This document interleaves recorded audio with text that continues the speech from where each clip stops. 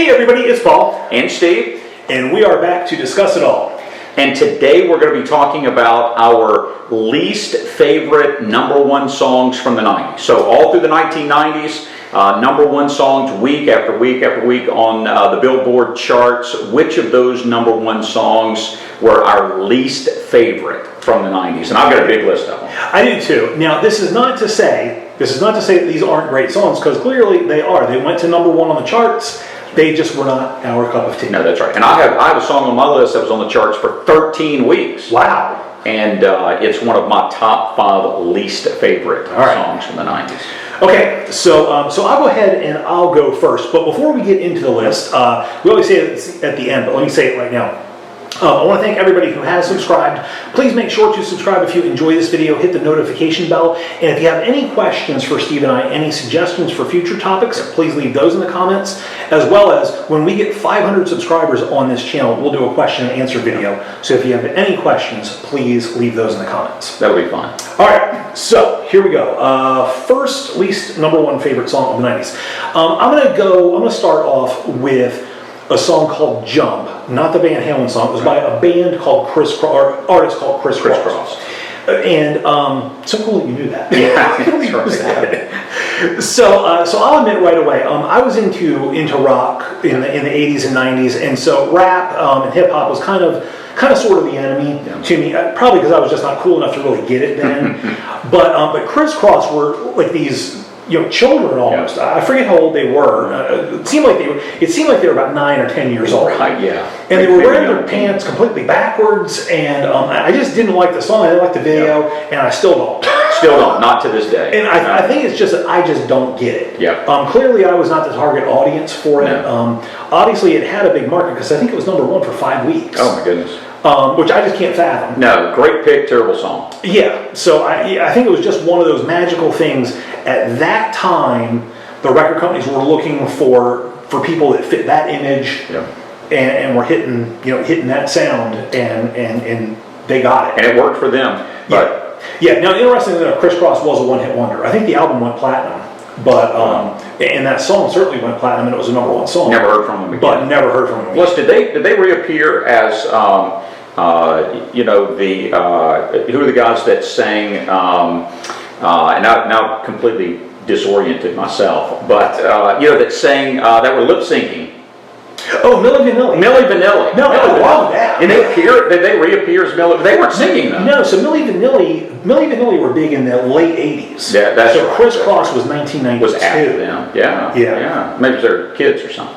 Maybe that's what it was. So but Milli Vanilli was great. That's right. I love Milli. I actually love that. I love Milli Vanilli. I remember vividly. I can picture this in my mind right now. In college, a friend of mine and I, we were just kind of walking along. The song came on, coming out of somebody else's apartment, and suddenly a dance party erupted right in the apartment complex. So I would have loved to have seen that. Yeah. I can remember it right now, vividly. Which song? "Laying on the Rain," "Don't Lose My Number"? No, "Don't Lose My Number." Yeah, that was the... "Don't Lose My Number." Yeah. That was good. About baby. Now we're going to have a music video featuring Paul. No. So it's Steve and Paul sing it all. Yeah, not quite. Not going to happen. That's good. Okay, I got us off there. I apologize. No, you're fine. That's good. It's fine. All right, so my first pick of a song from the 1990s that it seems like everybody else loved and I didn't like at all was Sinead O'Connor, "Nothing Compares to You." I'm right there with you.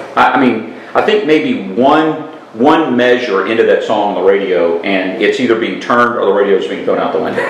But there's not one part of that song that I like. Now, so you don't like it now? Don't like it now. Didn't like it then? Didn't like it then. Never liked it. I'm right there with you. And that was like in early 1990 was when this hit the charts. And it was around for a while. It was around for a while. And terrible video, and just somebody's face, with singing. It was just, anyway, bad video, bad song, bad music. Somebody else liked it, but I didn't. Yeah, I'm right there with you on that. To me, it was just kind of a real downer of a song. Yeah. And I like a lot of things that are different. I don't mind that Sinead O'Connor was different. I don't mind that the song sounded different, but there's just nothing about it. Nothing about it. Didn't like it then. I don't like it now. No. Don't even think it was real music. It was just somebody synthesized it. So yeah. Good.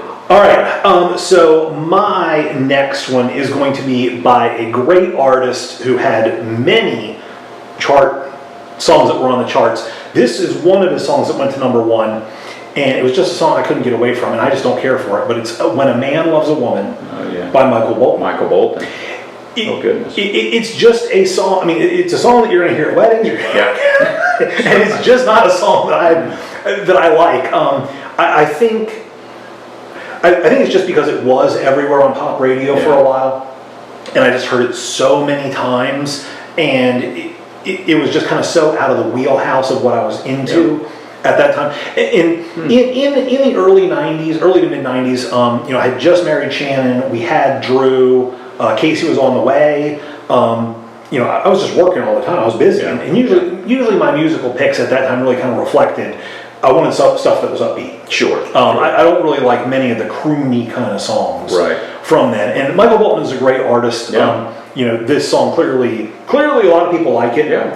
It just wasn't. It's just never been a song that has resonated with me. And I think so, Paul. I think this is the first time that we're going to have a disagreement of anything that we've talked about before. I really like the song. And, I think it may be. I saw Michael Bolton in concert around that time, and that particular tour, and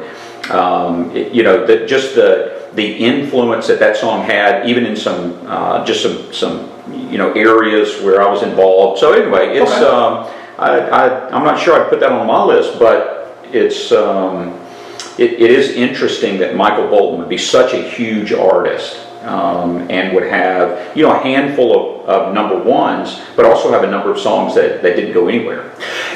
And to be clear, I like Michael Bolton. I think he's a great artist, and I like the lyrics of that song. Like if that was a poem, and really that's what songs are. They're poems or stories put to music. Right.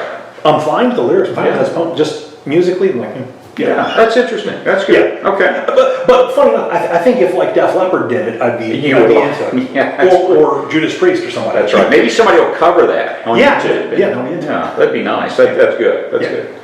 All right, so I'm going to go with my next pick, another phenomenal artist who has just a whole host of songs that I enjoy and I appreciate, and I think has some artist contributions, especially early in her career. Not really an artist I pay much attention to now, but that's Madonna. But it's her song, This Used to Be My Playground. Okay. It's just not a good song at all. And musically, it's not good. The lyrics aren't good. It really was disappointing, especially after all of the good songs she had before and even after. Vogue comes after. And, so anyway, that's one of my picks. It's one of my least favorite songs from the 90s. So I'm with you there. I struggled when I was looking at. So in order to do my list of least favorite, I just basically pulled up all the number one songs from the 90s on Wikipedia, and. Yeah, it's amazing because Madonna had a few, and some of them I like, but some of them, like This Used to Be, I'm right there with you. She had a couple which I feel like were definite misses, but went to number one, maybe based on the strength that it was Madonna. Sure. And she is an artist that has reinvented herself time and time again. Sometimes maybe not so successfully. I appreciate the experimentation, but for me that was definitely a miss of a song. And that was kind of a bummer, given how much I like her stuff in the 80s and stuff, like you said, afterwards. Yeah, absolutely. Some of her dance stuff is really good. Good. So, that was a good one. All right, I'm going to go with another big band, and we're probably going to disagree again here, which is kind of fun. I'm going to go with I Don't Want to Miss a Thing by Aerosmith. From the soundtrack of Armageddon. A huge song, was number one for a while. Again, just not, and I like Aerosmith. I like a lot of their stuff, but that's just not a favorite song of mine. I can understand from a musical perspective, it's a good song, and again, I like the lyrics of it as a poem, but I think that, again, that's just a song. It was just everywhere for so long that to me, I was just bombarded with it from every angle, and the fact that that's playing, sung by Steven Tyler. During a part of the movie where his daughter is having a romantic interlude with her love interest, it's just a little bit weird. It's strange, So it just doesn't fit. So there's just a whole host of problems with the song. I'm with you. Actually, I agree with you. I don't like that song. It's probably my least favorite Aerosmith song. And maybe because it's so pop oriented. I think maybe if it was even someone else who sang it, it might would be a little different. But I just don't want to equate Aerosmith with just kind of a pop oriented type of a song. Maybe I think maybe that's another part of my problem with it, because I agree with you. There's just like, I look at Aerosmith as kind of like a raw kind of a sound, and there's nothing about that with that song. No, not at all. It just doesn't fit. So maybe that's what it is. It could be. Yeah, could be. All right. So I'm going to go next with another female artist that I really like, other than this song. Okay.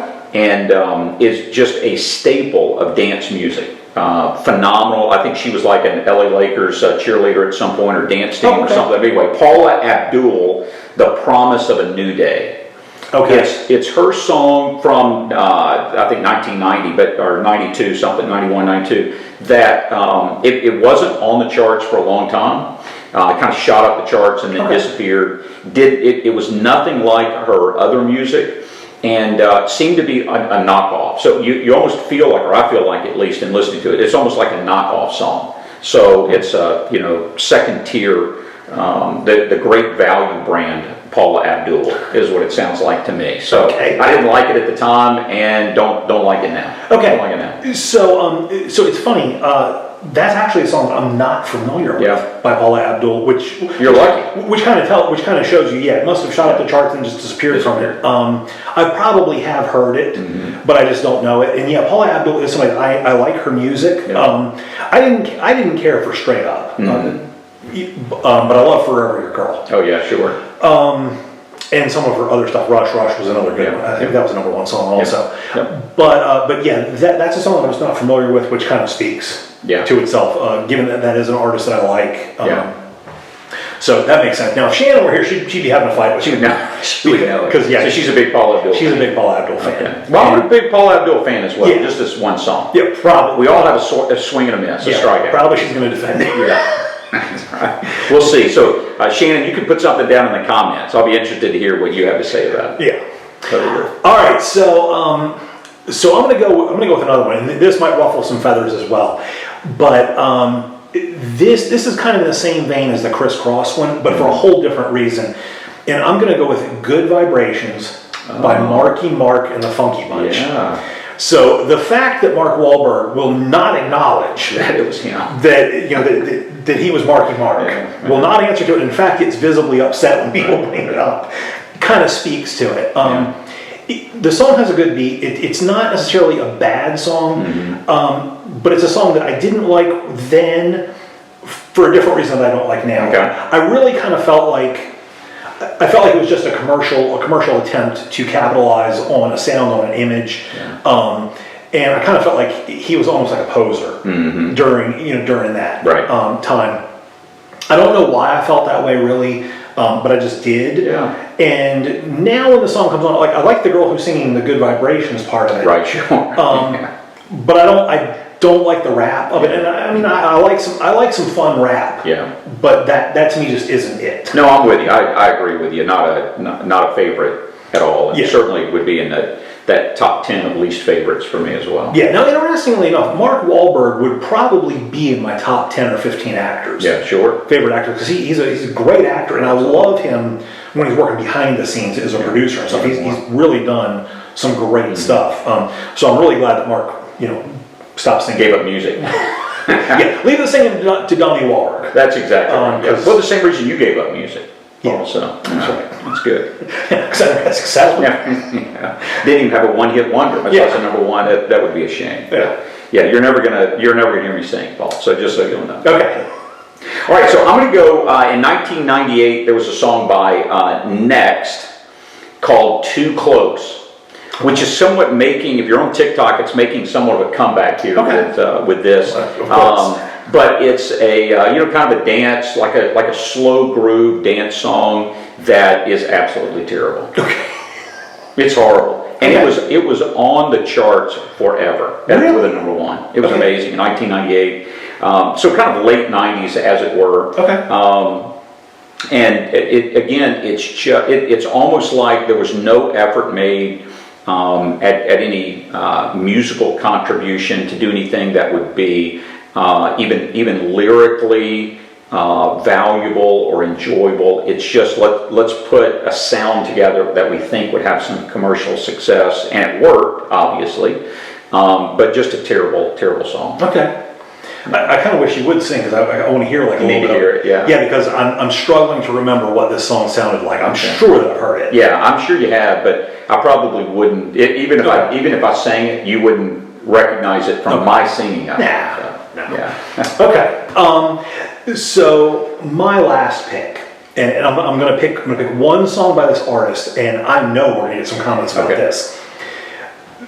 The artist, it really could be any song by her, and it's Mariah Carey. Okay. I'm specifically going to pick the song "Hero" just because I have to pick a song. Oh, that's right. But almost any of her songs, for me at least, and I don't know what it is. She's a phenomenal vocalist. I cannot argue with her talent.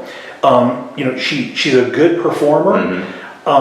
Maybe it's just she ruled the '90s charts. Right. I think she has 14 #1 songs in the '90s, which is amazing. But to me, and I like female divas. I love Whitney Houston, Madonna. Who else? Tina Turner, Cyndi Lauper, Celine Dion. I love a lot of their music, and I like a lot of it. It's just Mariah Carey, for whatever reason, does not resonate with me. Wow. Yeah, no, Ginger were here, she would be arguing with you about that. Really? Because that may be her favorite artist from the 90s. So, not one of my favorite artists, but... So that would be like a war between the radios. Absolutely. You're like, okay, that's right. You're playing Mariah Carey, we're playing... Change. We're playing When Doves Cry. That's right. You're going back and forth. Yeah, you remember that, When Doves Cry. Yeah. So that's the trade-off. So if I want to listen to When Doves Cry, I have to give in to a Mariah Carey song. Okay.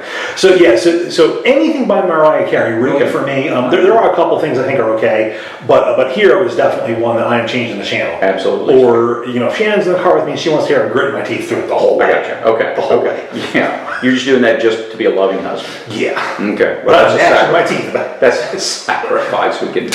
Sure. Okay. All right, so my last one from 1990, so barely makes it. In fact, I think it's from January of 1990. Oh, wow. But that's Tommy Page, I'll Be Your Everything. Okay. Which is just a bad song. It's just not good at all.